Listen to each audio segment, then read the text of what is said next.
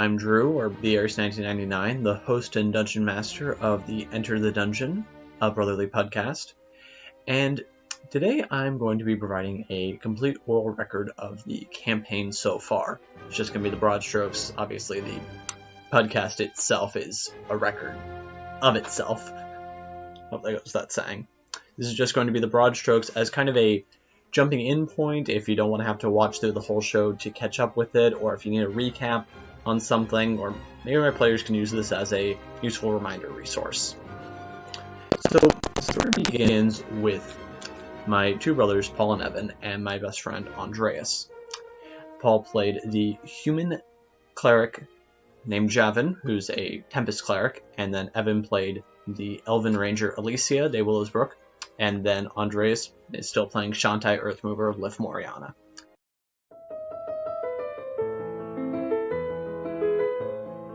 And the story starts at the Transmutation College in the city of Yulin.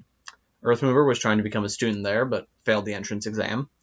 Javin was called in for a professional favor, and Alicia snuck in because she was on the run from the town guard for trying to steal bread. The three of them were all asked by the college to go on a quest for them. Well, specifically, Javin and Earthmover were asked to go on the quest. Alicia just kind of came along for the ride. She just kind of claimed that she knew them, and they didn't refute it, so they just let her join. And their quest was just to transport a carriage to the town of Apolit. And on the way there, they get ambushed by some goblins. The party beats them back quickly and find the horses of a man named Johann Carver, but they don't know who that is, so they don't really bother investigating much. Finish their transport quest to the town guard, and they speak to the captain, Captain Joseph Carver, who turns out to be Johann's husband, and he begs them to go back and try to save Johann. So they team up with two members of that town guard to go save him from a series of tunnels near where they found his horses. In one part of the cave, one of the guards dies due to a trap set up to flood over a bridge that they were standing on. And after they press on for a while, they find some of the goblins holed up in a cave with Johann. Javin quickly uses his powers to vaporize a goblin, while Earthmover makes the cave seem like it's shaking. This terrifies all of them into surrendering, so they arrest the goblins and rescue Johann, and they travel back to the town. They are briefly attacked by some goblins on horseback, but they're able to make short work of them. They get a ride north with a travel company called Miners, Travelers, and Drives. In the caravan, they meet the human wizard Maria Turin and the halfling bard Billy Queen. If I can interrupt myself here, pretty much Billy Queen's whole deal is that he's a bard trying to collect stories from various adventurers. So he pops up from time to time in the group to try to collect their story, figure out what's going on. And in character, Earthmover just finds him really annoying. So that's been a bit of a fun shtick that we've got going on. Kind of forgot to mention that, but it becomes a little important. Met a number of other people, but those were the main NPCs from that caravan that proved to be important. This led them to the town of Genpo, which has a divination college. There they learned of a string of robberies, and Javin fell victim to it by losing his holy symbol. He went to the divination college to try to scry its location, and he found out that it was currently with some goblin. They went to a community meeting to learn more about these robberies, and they found out that the lost items were likely being held at a farmhouse not far outside of town. So the party agrees to reclaim the lost goods, including some invisibility potions that a potion seller was willing to offer rewards for their return of. In the house, they search around for a while, and in the kitchen, well, first, Earthmover finds a frying pan that ends up being very important later on. Turns out it's magical, but none of us knew that at the time. And an entrance to a large bunker. In the bunker, they fought through some traps, some goblins, some undead. They make it to a little jailhouse area where there's some slaves being kept in cages. They slew their captors to set them free. They fought and defeated a mysterious rhyming Nothic. And after that, they were quickly overrun by the guards in the town, and they had to retreat. Since Javin didn't have his holy symbol, he was having trouble casting spells, but he was able to draw upon all his faith in his goddess at once and push forth from his very eyes fog that would disrupt the vision of his enemies. They use this as a chance to get to the escape tunnel that the people holding the bunker had dug for themselves, and Earthmover used his powers to seal it shut behind them. The next day, after they've regrouped, they go back into the town. They go back from the town into the bunker, only to find out that a lot of it's been cleared out, so they're able to make short work of the goblins that are there.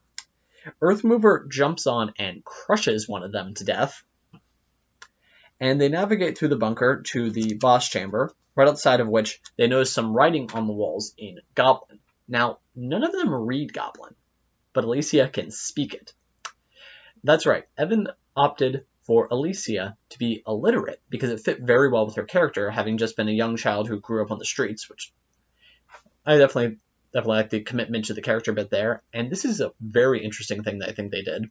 Since Javin can read Dwarven, and since Goblin's written in the Dwarven script, he basically just read it out, purely pronunciation, didn't understand anything he was saying, and then Alicia would try to decipher it since she understood Goblin. That's not strictly important to the story, it's just a really cool detail that I wanted to draw attention to. And also right outside the boss chamber in that same area, they saw that there was a lot of glass. There was a mirrored wall so that they could see themselves. And Earthmover, thinking this is suspicious, takes a bench from nearby and smashes into it. Lo and behold, it doesn't shatter.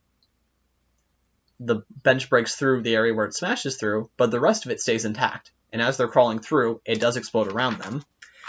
And because on the inside of the room, they find a wizard who's holding a magic staff. Alicia is able to take possession of the staff, and Javin's able to find his holy symbol in the desk. After quickly grappling with the wizard, they are able to make it very clear that they're in control there. And Alicia, she starts to play with the staff a little bit, figuring out some of its random effects, including a shower of magic missiles. After that comes out, the wizard very quickly surrenders, realizing that they could kill him. So they take some of his magic instruments on his desk, and they intercept a note. The note warned that the party was coming, and that they had messed with their plans with the other goblins before. And it spoke of some dwarven maps. So back in town, they were interviewed for the Genpo Report, which is a newspaper in town, and Maria Turin, the woman from earlier, helped them decipher that the goblins are likely looking for something called the Planar Forge, which is an ancient dwarven structure that's said to contain various relics inside of it, and that it was built by Clan Mystic Hammer hundreds upon thousands of years ago. So after this, the party, with Maria, decide that they are going to go back to Cape Celeste, where Javin is from, by way of a large city called Farrell, which is where Maria works. So while there, she stops by her office and finds out that actually some funding's been approved for some of her work, which is something called arcane geology. So she literally studies rock magic. I think you're starting to see how this fits in with the dwarven themes. And while they're there, Paul was actually just out for a session, so Evan and Andreas wanted to do something, so they decide to investigate the city's underground. Literally. They go underground to try to investigate what's going on with the goblins here. They meet a goblin leader underground, and who said that they were just trying to fight for better lives for themselves, and so they encouraged him to unionize and start seeking better lives through various forms of diplomacy and commerce instead of just theft. And while they're down there, the goblin leader gives them a map to a town of Farrell, Minalt. They're already in Farrell. They're trying to get a map of Minalt, which is a town that they apparently have laid claim to and are currently hiding out on the other side of the country. And they learn of a mysterious leader of this organization whose name is M. So after that, they go back up to the surface, regroup with the rest of the party, and they go off to Cape Celeste. This time they decide to go through some of the woods because Alicia is a ranger. She can cut some of their time off by finding the various shortcuts through the wilderness. And they come across a bear cave that's filled with various treasures. Alicia sneaks into the cave to snag some valuables. And once in Cape Celeste, they meet back up with the Port Watchers. Okay, that's the end of Season 1. If you want to watch the show from here, that's where I guess you'll stop.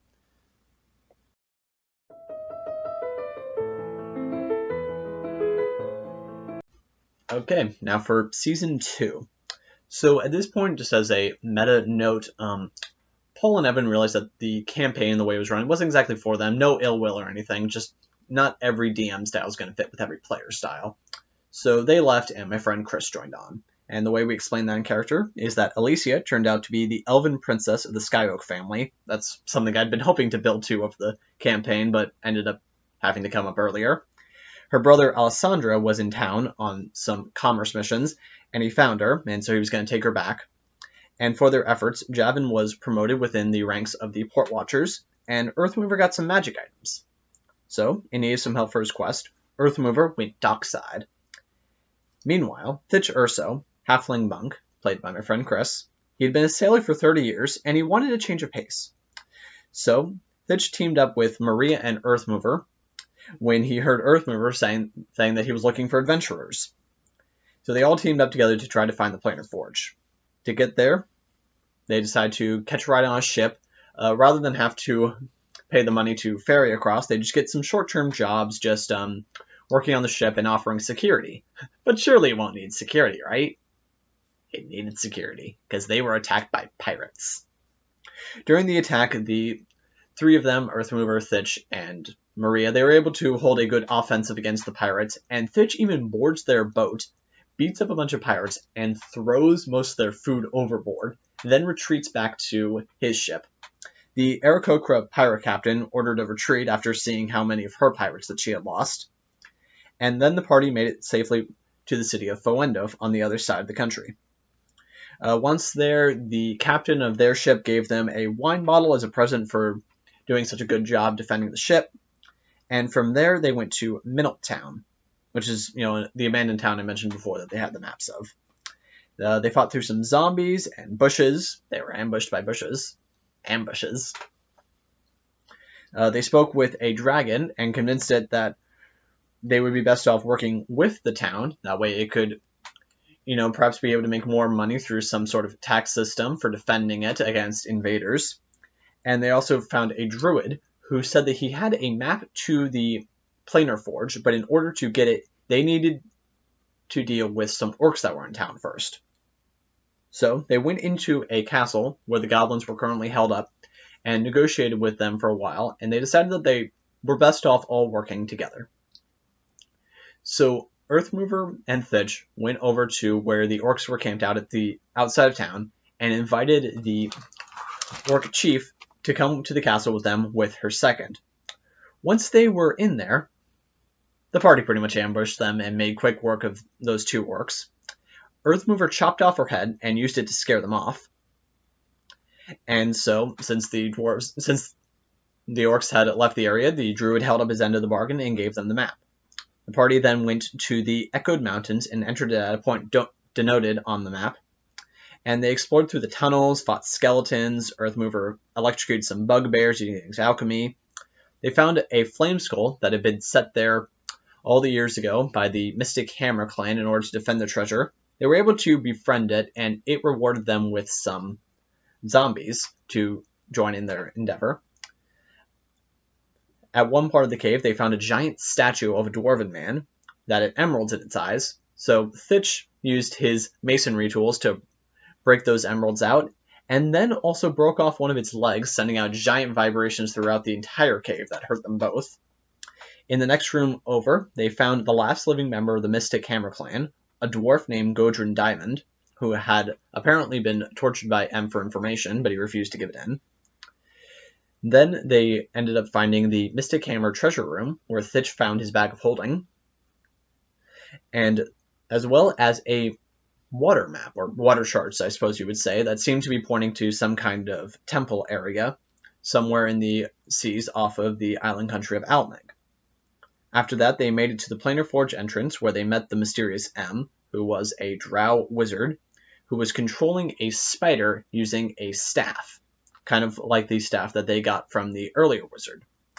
And it's explained that both staffs are needed to open up the vault. So the players agreed to work with M in order to get the vault door open, but once it's starting to get open, they jump M to steal the staff away from them. They battle for a little bit, but once they have control of it, M can no longer command his spider, so he quickly loses. He tries to dart inside of the vault because he believes that inside the Planar Forge is a portal to the earthen plane. He doesn't actually explain why, but he just says that he needs to escape from the material plane because something bad's going to happen.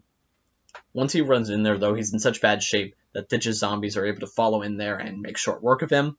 The party enters the vault, and they don't find a portal. They just find an emerald lying on the ground, and Maria explains that it's an artifact known as a planar gem, and that there's a lot of these gems, and that they're tied to the power of the various planes of the planarverse, and this one is related to the plane of Earth. And that's where we end Season 2, with them having collected the first of the planar gems and beginning their quest to look for the other ones. So if you want to listen Season 3 onward, I guess this is where you'll stop the video.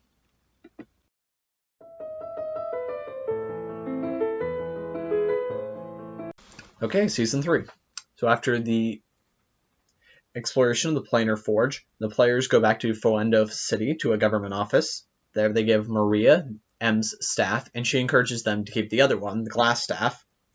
Maria pays them out from her funding from earlier and thanks them for all their efforts. She says that she's going to be staying in Foendo City with the Godrin Diamond guy from earlier. They're going to organize an expedition into the mountains to try to reclaim any lost knowledge or remaining treasure that might be in the Planar Forge. And she encourages Earthmover and Thitch to get some help from her friend Geralt, who's being played by Michael, Chris's brother. He is a Dragonborn Divine Soul sorcerer who's currently at a casino, and he just bet all his money on a single roll at the roulette table and lost it, much to the ire of two leg breakers, and by that I of course mean investors. So Earthmover and Thitch pay off his debt and invite them to come with him. And, Geralt, feeling like he kind of owes them, and also looking for some adventure and more treasure, agrees to go with.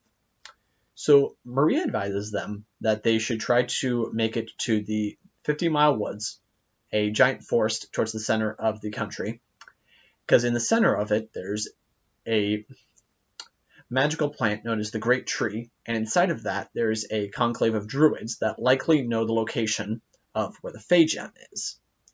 And they also are able to deduce that the sea charts that they found in the Planar Forge likely will lead them to the Water Gem.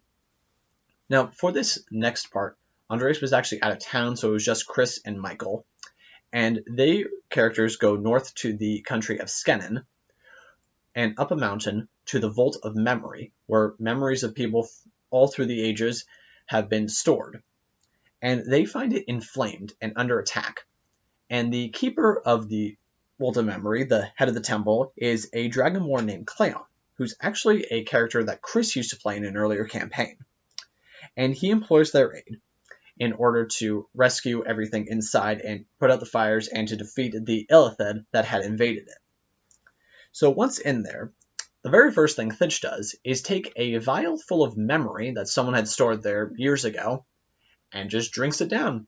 So he's very quickly overwhelmed with the memory of someone else all just pouring into his head at once. So that's definitely been fun to play with over the campaign. Every so often he'll just have like a dream or random flashback of someone else's memories, since he can't currently access them all at once because it was way too much for him to try to process all at once, so his brain has set up some mental blocks. As they begin to explore the temple further, they realize that some people were mind-swapped with all the memory shenanigans going around, including a woman named Greta who had been switched with an owlbear. As they go further in, they meet the dream mage, Stan, who is currently working at the furnace that keeps the water steaming, that creates a magical fog that allows for all the memory processes to go through. And he explains that there's a fire elemental kind of resting in the furnace, but it's been compromised in all the attacks, so it needs to be magically resealed. Otherwise, the elemental will get out. Gerald uses his magical abilities to cast the customized spell that was built for this furnace to keep him sealed away. And from there, the party continues to explore the temple. They find some loot, they fought an imp and some brain zombies, which basically just a zombie with an intellect devourer attached to it. And they make it to the door to Cleon's study, which is currently locked with a memory key. Basically, they need to find a specific memory down in the vault in order to unlock it. And so Cleon guides them through a process to go through a specific memory to find what they were looking for. Once they have it, they go back upstairs and they find a mind flayer inside the study. And they're trying to figure out what to do with it. And so Geralt casts a message to Cleon to try, sorry, not to Cleon, to Thitch. So they're trying to communicate what's going on, but turns out the mind flayer can also read that communication. So they just talk to it for a little bit. The mind flayer decides that this just isn't worth his time. So he summons Greta, who he's now controlling. He produces a Grell and then an intellect devourer to fight them. He then warps out, and the party is able to actually win the fight without having to kill Greta. They're just able to kill the brain attached to her that was controlling her. The mind flayer psychically tells them that he will return eventually, but concedes that they've won this round. At this point, the rest of the temple has been put out by the workers there. The fires are no longer a threat. And for saving it, Cleon lets the party access the whole memory collection to try to see what they're looking for. And by connecting their consciousnesses with the plane of mind, they're able to access all the memories at once, and Cleon leads them in a very special ritual to find what they're looking for. And through the process, they were able to learn that the fire gem is currently held in the floating gnomish city of Cloudforge. After this, Thitch and Geralt, they go back down south to regroup with Earthmover, and then they decide to go back to Minneltown. They invest along with Billy Queen, who they ran into while in Foendorf. While in Minneltown, they invest 200 gold into the goblins in order to help them build their city up. And from there, they go to Hygona, a town known for various geysers and hot springs. In a store, Thitch and Earthmover, they decide to shop, buy some geyser beer and giant vodka. Geralt takes a different approach and tries to use his magic to rob the place, first with Charm Person and then with Inflict Wounds. When that doesn't work, he turns invisible and runs out the store. And once he's invisible, he begins hearing a magical voice in his head guiding him along. Earthmover and Thitch decide that it's going to be really troublesome for them if he gets arrested, so they decide that they're going to try to catch Geralt themselves. With the help of the voice, Geralt is able to make it to a blacksmith shop, where he's able to steal some adamantite. Then he decides to attack the blacksmith, nearly killing him and suddenly turning visible. Thitch is able to catch up with him, stabilizes the smith, and then they attempt to corner Geralt in an alley, but he sneaks away once again and slips off into a temple, where he tries to con the people into believing that he was sent by the temple's patron. Earthmover and Thitch catch up to him and see all the lying going on, and now they're just kind of worried, but not completely sure how to get out of this situation. With the help of the voice, Geralt is able to heal an injured man, and then he decides to take up a collection for himself. Just takes donations from random people for using his magic. And Earthmover and Thitch, they decide, man, we really need to get out of this town, right now. So, Geralt, you go wait just on the outskirts of town. We're going to go get a carriage. We'll catch up with you as soon as we can. And on the outskirts of town, Geralt's finally able to have a longer form conversation with the voice, and he makes a tentative deal to hopefully one day become a warlock. And in exchange, they'll be able to offer him, various powers if he's willing to do what they say. And on the road further to the 50-mile woods, they get ambushed by some gnolls, but the party makes pretty quick work of them. And then they go to Woodhill, the last city before the forest. Geralt arranges to sell some of his adamantite, and he gets a gold payout, as well as a belt of dwarven kind. And that's where Season 3 ends, with them about to enter the woods. If you want to listen to the show from Season 4 onward, I guess this is where you'll finish the video.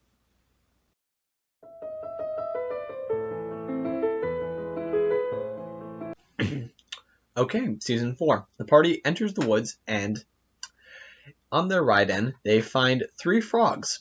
They kill 2 of them, capture the other one, and at the center of the woods, they find a warning saying that the central 10-mile ring is designated as a Feywild and it's full of dangerous creatures, and there's also not really a path. So Billy takes the carriage around the Feywild, agreeing to catch up with them on the other side. The party then stumbles through the bushes to get through there, and something attacks Thitch that he passes out. Basically, he just wasn't here for this session. We needed a way to explain that. And after they're traveling for a little bit, Gerald and Earthmover come across a pack of bird wolves. Part bird, part wolf, all terrifying. They try fighting them for a little bit, but they realize that's not going anywhere, so they just throw the frog at them as bait and just make a run for it. So they get away, but now they're lost, even more so than they are before. But they eventually run into an ogre tribe being led by another Goliath named the Ogre Lord. And he makes them an offer. If they could beat him in an honorable duel, then he will assist them in leading them to the Great Tree.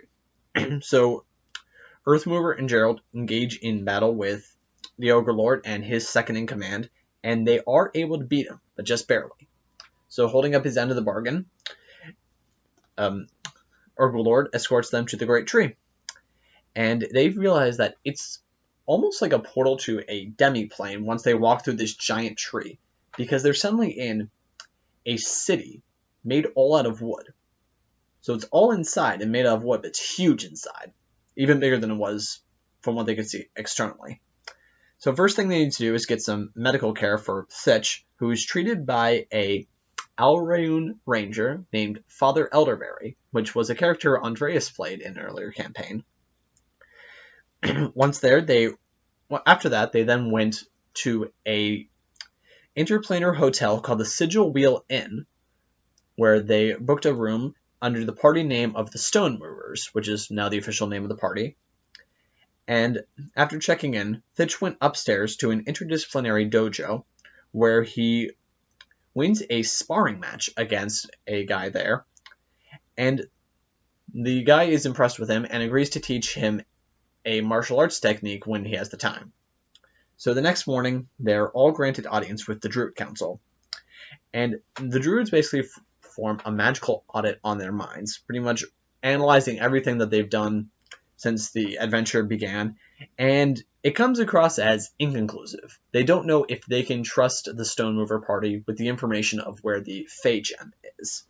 So they offer them a quest to prove themselves on the Fey plane, which the party accepts. So they're warped to the other plane, but they find themselves body swapped.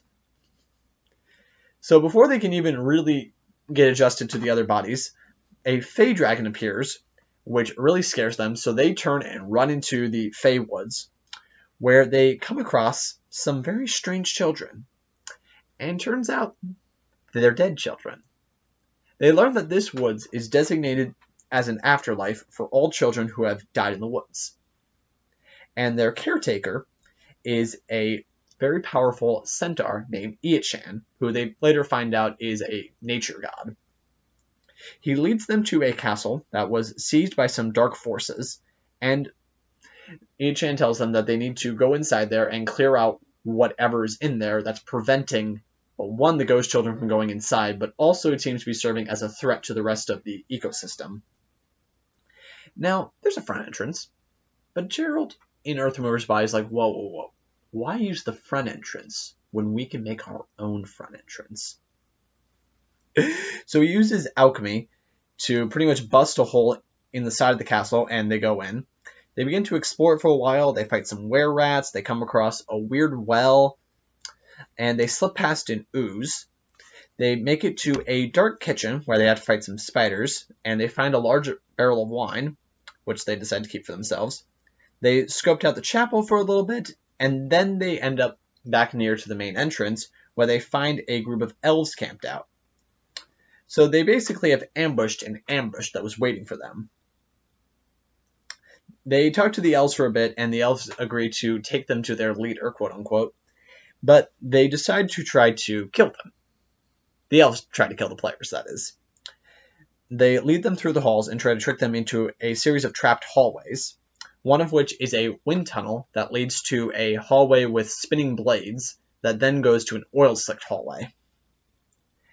Thitch and one of the elves end up having to go through the super dangerous route, while Geralt and Earthmover have decided to go around the other way. And as a reminder, they're all body swapped, so right now, Thitch is in Geralt's tall body, so he doesn't quite have the dexterity that he used to have to be able to jump out of the way of spinning blades. So once they all so they all are able to meet back up in the area near where the ooze was from before. They engage in a fight, and since Fitch in Gerald's body is right now covered in oil, and he's a gold dragonborn who can produce fire, and it's also magical, decides to light himself on fire and just slam one of the elves into the ooze. Pretty much the Flare Blitz move from Pokemon. And Earthmover in Fitch's body is able to punch one of the elves to death, and the third one is able to make a break for it, make it back to the mysterious well from before, jumps inside of it and disappears. So they're able to deduce that it's probably a portal somewhere. After they defeat them, they're able to find the key to the boss chamber, and once they go in there, it's pretty much a giant tower. There's two hags towards the bottom who are at a summoning circle, casting a spell, and then up top there's 4 platforms with 1 wizard stationed at each, also seeming to be engaged in some kind of spellcraft. And they realize that they need to stop what's going on here before the hags have a chance to summon their third sister, a night hag from the 9 hells. And so the battle rages on for a while. The party does reasonably well. I think they're able to knock most of the wizards off the platforms, but they aren't actually able to drop any of the hags completely. And so Earthmover and Thitch's body goes down, then Thitch and Gerald's body goes down, leaving just Gerald and Earthmover's body with very low HP. So he decides to do something extremely desperate, and he uses his alchemy, technically Earthmover's alchemy, to just blow up the summoning circle. This sends off a magical blast throughout the whole tower, which ends up knocking out the remaining wizards.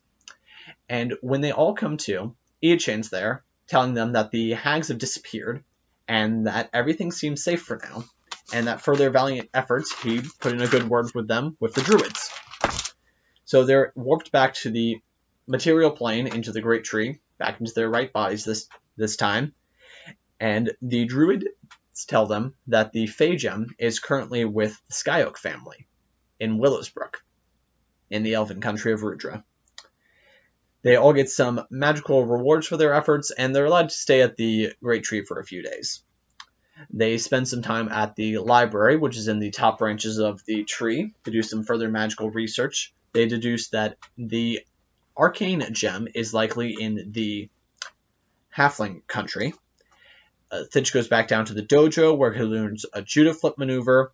Earthmover gets a magical tattoo of his alchemy circle.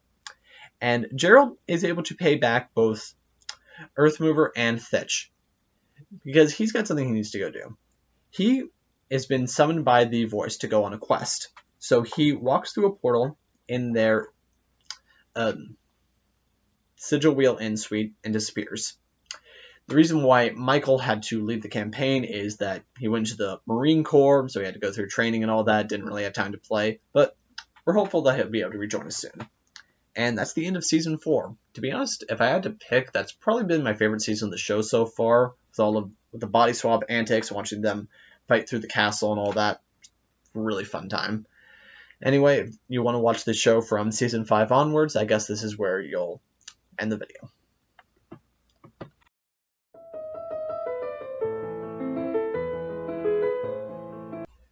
Okay then, Season 5.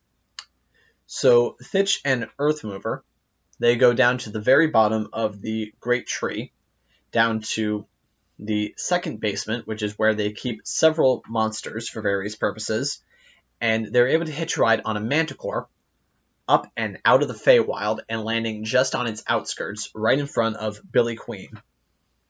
Now, in character, they just basically took a slingshot of a ride directly upwards, plummeted back down, and then as it began to near the ground, only then did it begin to smooth out the ride a little bit so they didn't just go smush on impact. So they were kind of terrified, and it prompted Earthmover to say probably the funniest line in the campaign so far once they land on the ground. Billy, I've never been happy to see you before. Because the first thing he sees when he lands on the ground is Billy Queen. And up until now, he's found Billy Queen's whole thing to be very annoying.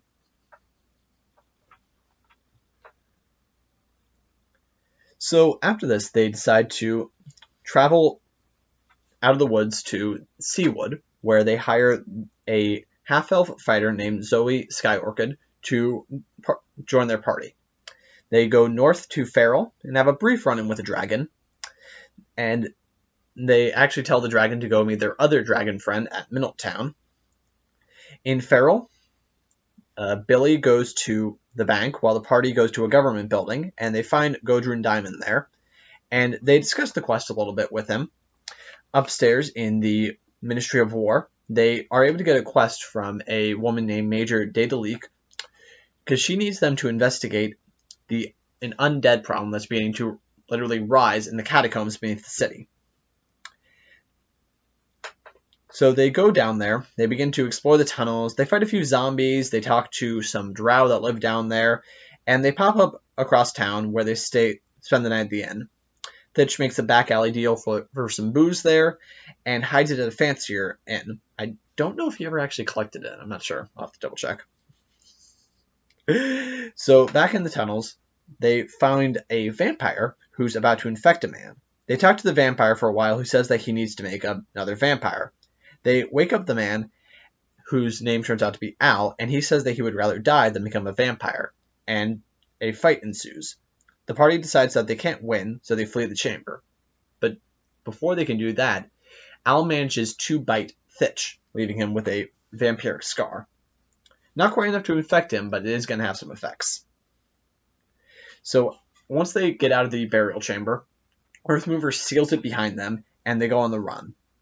And they begin to hear some mysterious rhyming in their heads. That sounds very familiar to Earthmover, who's quickly able to deduce that it's the same voice as the Nothic from before. And so as they're running, Earthmover's using his alchemy tattoo to set up wall after wall behind them, but something is able to keep breaking through them. And they finally decide to hide out in another burial chamber, where Clyde and a zombie version of the Nothic are eventually able to catch up to them. They pretend to surrender Al, but Thitch poisons him first.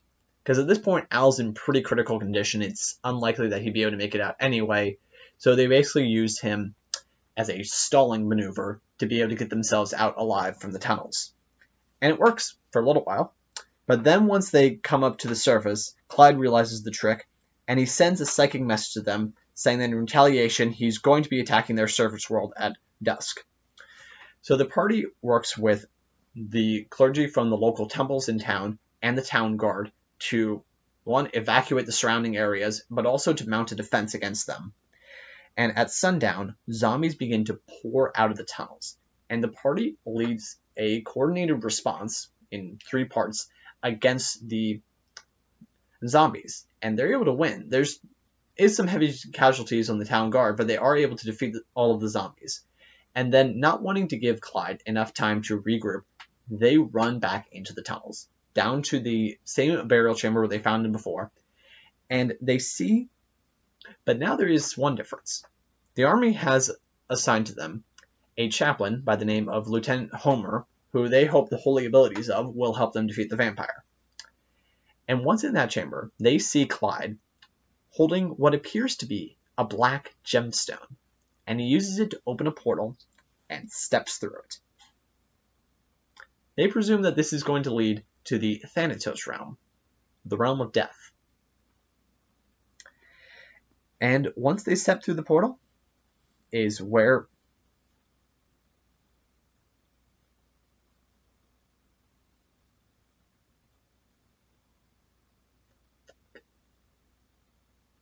okay, yeah, this is going to require some editing. Okay, just remember the end of Season 5. And once they step through the portal, it marks the end of Season 5. Actually, the shortest of these videos so far. I think it was also the shortest season. But yeah, if this is where you want to watch the show from Season 6 onwards, I guess this is where you'll end the video.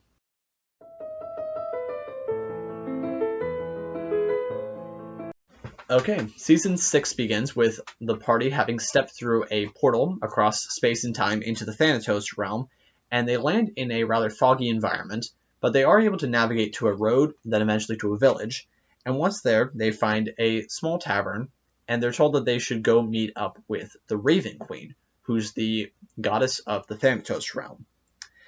And so the next morning, they go up there, and she tells them that she wants them to track down Clyde. She knows his general location, And she takes particular interest in Thitch, since he has a vampiric mark. He's kind of walking a line between the world of dead and the living. So she offers to let him become her warlock. And as a bit of a trial run, she basically gives him a raven that he'll be able to see and hear through, that'll act also as her way of investigating what's going on while they're on this quest to defeat Clyde. So they begin to walk down the roads, and as they do, they hear voices of all the people they've killed throughout the campaign calling out to them. But they remember that the Raven Queen warned them that they should stay on the path, especially once they get to the forest. Once they're in the forest, they have to pass through a fog, and in the fog, they hear a plethora of pleading and scared voices trying to tell them that they should hide in the woods, that they should get out of the fog, that it's dangerous. Lieutenant Homer almost does, but they're able to keep him on the path, and they march on forward through the woods. And they eventually come across a dilapidated cabin. And as they begin to explore it, they find out that this is, well, Clyde's cabin. In one of the rooms, Thitch finds an immovable rod, and in another room, they find a letter from the Raven Queen to Clyde, and they realize that at one point they were betrothed to each other, but not anymore. They eventually are able to catch up with Clyde, who says that a demon is coming to ravage the material plane, and that Clyde has decided to ally himself with it in order to survive, and he invites the party to join them. He explains that he used to be in love with the Raven Queen, but they ended up quarreling over disputes over power, and that he hopes to be the next god of death in the new world, because every so often the current god of death pretty much dies and becomes part of the geography of the Thanatos plane, and even the woods themselves was the first Thanatos god, also just known as Thanatos. So the party talks it over amongst themselves about what their plan's going to be, and they basically decide that they want to play both sides for as long as possible. So they tell Clyde that they will aid him on his quest, and in exchange he gives them the Thanatos gem. And it's explained to them that in about a year's time, this demon will be able to escape from its prison in the Shadowfell. If they're able to use the gems, they can release it even sooner, and the demon will basically reward them and let them have positions of power in the new world. Or they think that they could, in theory, use the gems to keep him locked away. And actually, as of now, it kind of remains uncertain which path the players will take. I mean, they're obviously leaning towards the don't side with the demon thing, but it's fully available that they could side with the demon. It's a bit of a Roko's Basilisk. Anyway, on their way out of the woods, they hear another... Thitch specifically hears another voice. It's the voice of the woods itself, Thanatos, talking to him, and he basically says that he can later use the Thanatos gem to communicate with Thitch, if Thitch will allow it, since he's the current keeper of the gem. Thitch decides to go for it, decide, what could possibly go wrong? Let's talk with another death god. And they eventually make it back to the Raven Queen's castle, where they relay everything that happens. The Raven Queen makes Thitch her full warlock, so he's now a multi-class, and she encourages them to take a ride home on the river Styx. And she warns them that when they summon Porthum, the riverboat god, that they should be very specific as to what they ask for. Not because he's tricky, but because a deal made on the river Styx is extremely serious, so she doesn't want them to risk breaking the deal. And in order to get the ride, they just need to go to the river with a gold coin. And they also find out that in theory, they could later on summon the river if they were powerful enough to get a ride anywhere. That could end up being relevant if they really need to planar travel. So they summon up Porthum, who is able to take them back to the material plane, first across some other planes they bear witness to as they're going upwards. They deposit Lieutenant Homer in Ferrell, while the rest of the party goes on to Silver Crown in the island country of Alneg, which is supposed to be near where their water gem is. In the city, they do some work for wizard guilds. Thitch invents a spell, while Earthmover takes on an apprentice. The guild has Thitch test the spell on a human, who he later finds out is a slave, because it turns out in Alneg they have a slavery system where if you commit a serious enough crime, you can be pressed into service for the rest of your life. And this has led to a bit of a